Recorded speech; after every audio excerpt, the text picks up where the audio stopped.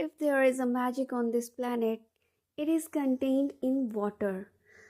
These lines said by Lauren Ashley. Lauren Ashley कौन थे? Anthropologist and natural science writer. Okay, बहुत famous थे ये. और इन्होंने कहा था कि अगर अगर कहीं जादू है इस धरती पर तो वो पानी के अंदर है.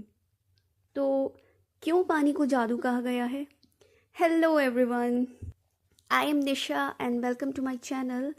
इस पानी के जादू को समझने से पहले अगर आपको वीडियो अच्छी लग रही है टॉपिक, तो आप लाइक और सब्सक्राइब कर लेना.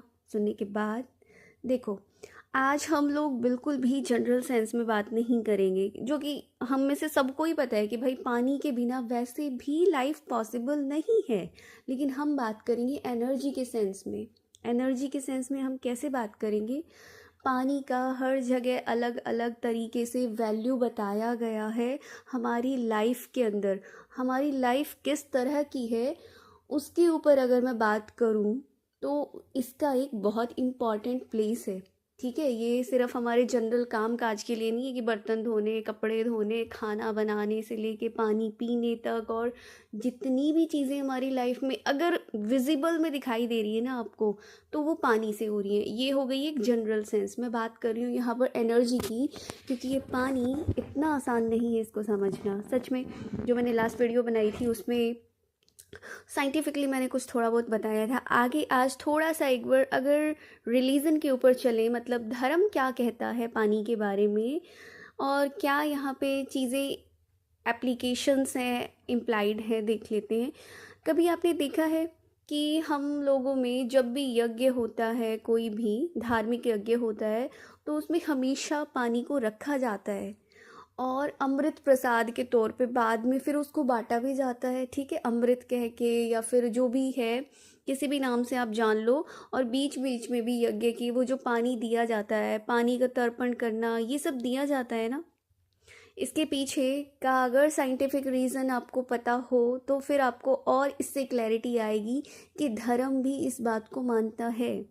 रिलीजन में भी ये चीज़ें कहीं ना कहीं असाइड रखी हुई है, बट हम लोग उनको बस एक कर्म कांड के तौर पे देख रहे हैं. लेकिन समझो तो सही, वहाँ पानी रखने का क्या मीनिंग बनता है? क्योंकि वो जो मंत्र उच्चारण किए जाते हैं, जितनी पॉजिटिव एनर्जी होती है, वाइब्स होती हैं, वो उस टाइम पे उस पानी के अंदर जाती है. और सचमुच वो वाटर जो होता है उस टाइम पे, वो इतनी हीलिंग एनर्जी उसके अंदर आ जाती है, इतने चमत्कारी गुण उसके अंदर आ जाते हैं, वो सचमुच अमृत बन जाता है. जस्ट बिकॉज ऑफ जो वाइब्रेशन और मंत्रों का उच्चारण होता है, उससे वो प्यूरीफाई हो जाता है वाटर. और वाटर अगेन फिर से ये बात हर जगह अप्लाई होगी कि मेमोरी है उसकी, और जब वो आपके अंदर जाता है तो आपको पॉजिटिविटी फील होती है. आप कोई भी कर्म कांड करते हो, और ये सिर्फ मैं अपने हिंदू धर्म की बात नहीं कर रही हूँ, आप मुस्लिम धर्म में चले जाइए, वहाँ पर भी कुछ ना कुछ, कि मान लो पानी है, ठीक है, उससे वो लोग पैर वगैरह धो के, मतलब कि वो ऐसा मानते हैं कि अपने आप को शुद्ध करके जो नेगेटिविटी है उसको उतार के, और हम फिर इस चीज़ के लिए अगर हम शुद्धिकरण की बात करते हैं तो सबसे पहले पानी का यूज़ होता है. जनरली आप कोई भी व्रत रखते हैं, ठीक है, पूजा पाठ करते हैं, तो सब पहले हम नहा धोकर ही तो ये सब चीज़ें करते हैं. हम क्या मानते हैं जनरल सेंस में कि भाई नहाने धोने से हम शुद्ध हो गए, यानी पानी को एक शुद्धिकरण का तत्व माना जा रहा है. समझ रहे हो? हमें ये तो नहीं बोला गया कि आग में चल के हम शुद्ध होके अब पूजा पाठ करेंगे, मंदिर में जाएंगे. नहीं, हम जनरली वैसे भी तो कर सकते हैं पूजा पाठ, क्या इम्पैक्ट आ जाता है. लेकिन पानी हर तरह से शुद्धि करता है, बाहर से भी और अंदर से भी करता है. और यही देखो, चर्चेज़ वगैरह में भी आप देखोगे तो वहाँ पर भी पानी का रिचुअल के फॉर्म में यूज़ होता है किसी न किसी रिचुअल में. तो समझो इस बात को कि जो अंदर है वही बाहर है, और जो बाहर है वही अंदर है. Again come to that point, water and earth का रेशो. ठीक है, धरती और पानी का रेशो क्या है? 70:30, कि 70% जो है पूरा का पूरा धरती पर पानी मिलता है, बाकी 30% हिस्सा फिर ज़मीन है जिसको हम अर्थ बोलते हैं. सेम आ जाओ बॉडी के ऊपर, 70% वाटर है, 70% वाटर है, बाकी 30% ये जो आपको स्किन और ये मतलब जो भी हमारे बोन्स, मतलब कि हड्डी मांस जो कुछ भी है, वो 30% है ओनली. तो आपको ये पता हुआ है नेचर ने हमको बनाया ही किस तरह से है. नेचर से हम पूरी तरह जुड़े हुए हैं। अगर सच में कभी आंखें खोल के देखोगे, इंसान पूरी तरह से नेचर से कनेक्टेड है।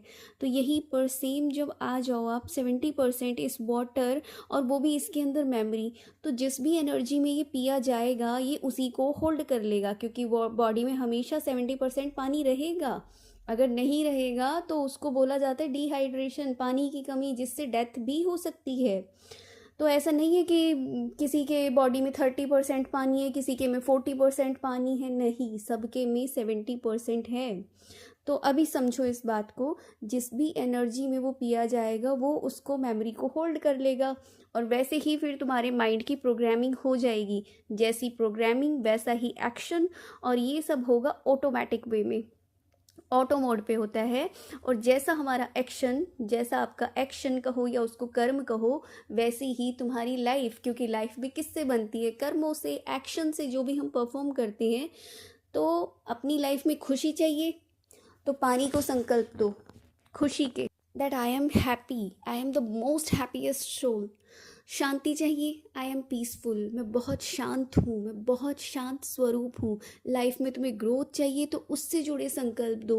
हेल्थ चाहिए तो बोलो I am healthy, I am pure, क्योंकि पानी हम सब पीते हैं। No matter what your age, religion, caste, gender, कोई मैटर नहीं करता, हम सब पानी पीते हैं।